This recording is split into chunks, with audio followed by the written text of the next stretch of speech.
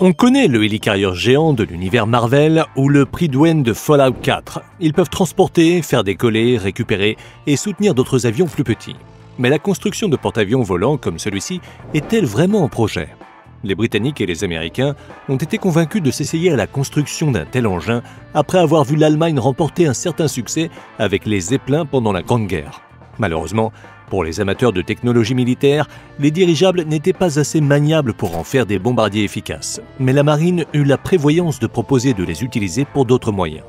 À l'époque, les Britanniques étaient encore assez arrogants pour avoir un empire et envisager de relier tous les pays de cet empire par des routes aériennes à l'aide de dirigeables. Pour ce faire, ils construisirent 2 grands dirigeables remplis d'hélium et l'un d'entre eux accomplit un aller-retour réussi jusqu'au Canada. Mais parfois, les choses tournent mal, comme pour l'autre dirigeable qui s'est écrasé en route vers Karachi. La marine américaine a elle-même expérimenté cette idée avec le dirigeable de catégorie Akron, le seul porte-avions volant mis en service. La catégorie Akron était comme la dernière trilogie de la guerre des étoiles, prometteuse au début, mais le projet s'est finalement effondré. Ces porte-avions présentaient de sérieuses limitations qui provoquèrent 2 accidents importants. La flotte a alors été détruite, ce qui a entraîné l'abandon de l'ensemble du concept. Le Akron a été construit à la fin des années 20 et était conçu, tout comme les porte-avions de mer conventionnels, pour inspecter les mers à la recherche de la flotte ennemie. De là, les cuirassés se seraient rapprochés de l'ennemi et auraient fini par le vaincre. Les 2 dirigeables conçus par Akron, appelés Akron et Macon, ont été commandés en 1926 et mis en service respectivement en 1931 et 1933. Il s'agissait de dirigeables classiques de l'entre-deux-guerres avec une surface rigide en aluminium et un tissu rempli à ras-bord d'hélium. C'était de véritables bêtes de somme, avec une longueur de 240 mètres supérieure à celle d'un cuirassé de la classe Tennessee et nécessitant 8 moteurs Maybach à 12 cylindres développant une puissance combinée de 6700 chevaux. L'Akron transportait des avions et pouvait les faire décoller et les récupérer en vol. Il était 2 fois plus rapide que les navires de surface et aurait donc dû être la machine parfaite au dire de tous. Alors, qu'est-ce qui a mal tourné? L'Akron et le Macon ont tous 2 fait face à des météos tumultueuses et des vents violents qui les rendaient difficiles à piloter. Les ennuis ont commencé en février 1932 lorsque des vents terribles ont arraché l'Akron à ses armateurs quelques secondes seulement avant qu'un groupe de membres du Congrès en visite ne monte à bord. Puis, un peu plus de 3 ans plus tard, à San Diego, 2 malheureux marins furent éjectés du dirigeable et un 3e fut gravement blessé dans une tentative ratée d'amarrer l'appareil au sol. Le 3 avril 1933, l'Akron connut encore d'autres problèmes. Une mission de calibrage de son équipement radio, juste au large des côtes du New Jersey, vit le dirigeable en difficulté confronté à son plus gros souci jusqu'alors. Une vague de vent violent fit plonger l'Akron d'une hauteur dévastatrice de 300 mètres en quelques secondes seulement. Dans la panique, l'équipage dut prendre des décisions difficiles et a choisi de larguer le lest d'eau dans une tentative désespérée pour regagner de l'altitude. Ce fut une terrible erreur de jugement rétrospective. Le dirigeable s'éleva beaucoup trop rapidement dans les airs et l'équipage perdit complètement le contrôle, s'écrasant dans les profondeurs des océans. Et 2 ans plus tard, c'est le Macon qui fit face à des problèmes. En plein vol au-dessus de l'océan Pacifique, une puissante tempête provoqua la rupture complète de l'aileron supérieur et ce faisant, le navire perdit 20% de son hélium, ce qui provoqua une élévation dévastatrice du navire. Dans une tentative désespérée mais condamnée de rester en vol, l'équipage libéra de l'hélium supplémentaire pour faire redescendre le dirigeable. Mais trop d'hélium libéré trop rapidement provoqua la chute rapide du vaisseau dans les profondeurs sombres des eaux en dessous. Le Macon a plongé dans les profondeurs du Pacifique le 12 février 1935 et, fait remarquable, il n'a été retrouvé que récemment.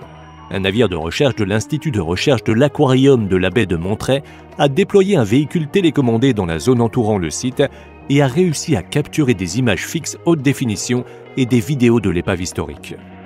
On peut voir la baie du hangar du dirigeable qui contient encore 4 biplans Sparrowhawk ainsi que 5 des 12 moteurs à essence du navire et de nombreux objets de la cuisine du navire. Parmi eux se trouvent des réservoirs de propane et des pièces d'un poêle en aluminium.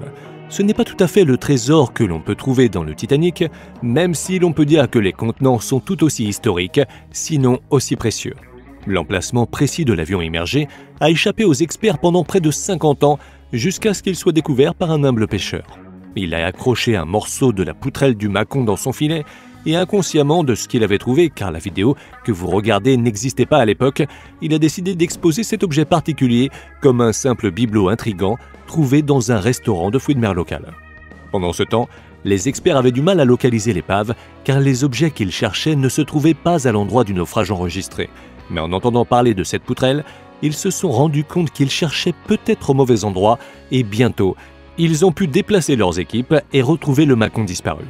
En raison de ces nombreux et mortels échecs, l'idée de faire voler des porte-avions fut abandonnée, n'existant qu'entre la Première et la Seconde Guerre mondiale et jamais sortie des cartons depuis lors. Il est intéressant de faire des hypothèses sur ce qui aurait pu se passer si le programme n'avait pas pris fin. Les dirigeables seraient-ils devenus monnaie courante? Du temps a passé, peut-être pourrions-nous essayer de relancer leur construction. L'expert en la matière, Kyle Mizokami, est impatient de voir les dirigeables faire leur grand retour en faisant valoir que la technologie nécessaire existe déjà pour que des dirigeables sans pilote s'associent aux drones afin de fournir des équivalents modernes des dirigeables de la classe Acron.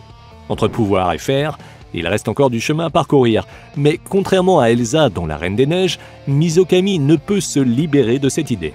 À une autre occasion, il a écrit « Un dirigeable de haut vol équipé de capteurs et de capacités de réseautage pourrait atteindre sa destination plus rapidement qu'un porte-avions maritime et rester en station pendant des jours ou des semaines. » Le dirigeable pourrait transporter plusieurs dizaines de véhicules aériens sans pilote, chacun étant équipé d'un radar, de capteurs électro-optiques et autres afin d'étendre la portée des capteurs du vaisseau mère et donc de la flotte de surface. Ces mêmes drones pourraient emporter de nombreuses armes à utiliser contre des navires, des sous-marins, des avions moins performants tels qu'un hélicoptère et des cibles terrestres. Il insiste également sur le fait qu'on pourrait aussi complémenter les navires de guerre traditionnels, fournissant aux flottes de la marine de nouvelles capacités d'attaque. Les porte-avions pourraient offrir la capacité sans précédent d'inspecter de grandes portions de l'océan à la fois, ce qui pourrait être extraordinairement utile pour protéger son pays d'une attaque ennemie. Il existe néanmoins, on s'en serait douté, des arguments contre. Un expert de la marine aurait déclaré « Nous voudrions minimiser le poids et le coût d'un porte-avions lui-même afin de maximiser le nombre et la capacité des avions transportés sur celui-ci. Le nombre et la taille des propulseurs nécessaires pour soulever le porte-avions, le nombre et la taille des moteurs pour les alimenter et le carburant pour maintenir les moteurs en marche, etc. Tout cela rend le système irréaliste. Malheureusement pour Mizokami et ses soutiens, la réalité est qu'il est beaucoup plus cher de voler que de flotter. Traverser la Manche coûte moins cher que de prendre l'avion.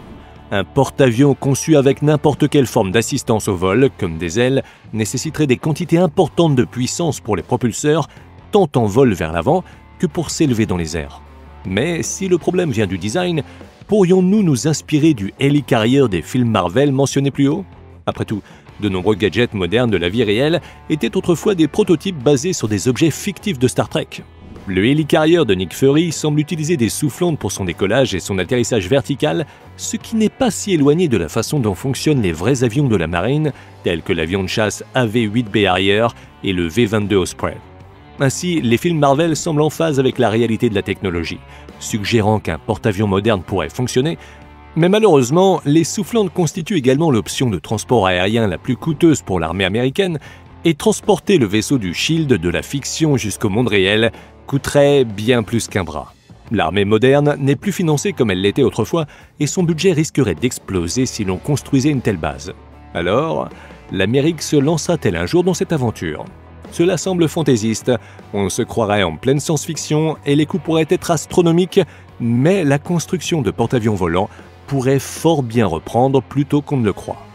Depuis une demi-décennie maintenant, l'Agence des projets de recherche avancée de la défense, souvent appelée DARPA, travaille d'arrache-pied à la construction d'un prototype de porte-avions volant capable de faire décoller et de récupérer des drones. Malheureusement pour la DARPA, deux autres sociétés les devancent, AeroVironment et Kratos Defense and Security.